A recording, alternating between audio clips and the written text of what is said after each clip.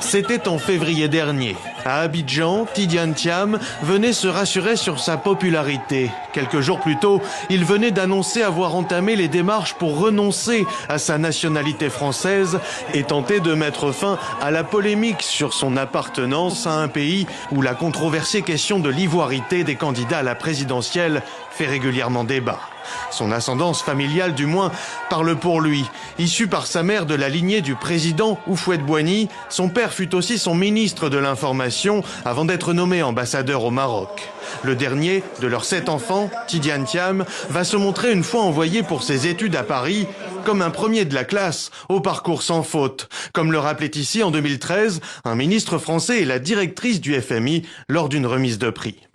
C'est une personnalité très exceptionnelle, élève de l'école polytechnique, major de l'école des mines, un parcours à l'INSEAD et une grande réussite universitaire. Il fait partie des belles élites françaises. C'est un garçon exceptionnel qui allie l'intelligence, la joie, le goût du risque, l'ambition, la simplicité. Je l'aime énormément.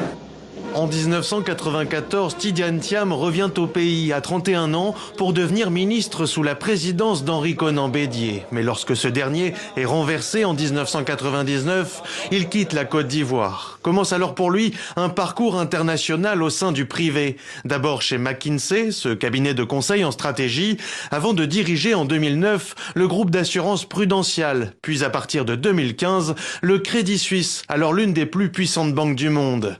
Tidiane Thiam est alors en pleine ascension, il fait la une des magazines économiques à la City de Londres, on l'écoute à Davos et se trouve courtisé par les chefs d'État et d'entreprise du monde entier. 20 années d'une carrière à l'étranger qui participe de sa popularité auprès des Ivoiriens d'après lui. Mais ça, c'est aussi le résultat de tout mon parcours. J'ai eu le premier prix du concours général de mathématiques, ce qui était en Côte d'Ivoire à l'époque, s'en souviennent.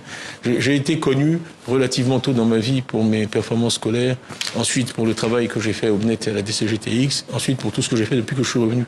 J'ai sillonné le pays, d'ouest en est, j'ai visité beaucoup plus que 10 villes, j'ai fait des meetings, donc tout ça a contribué à une certaine notoriété.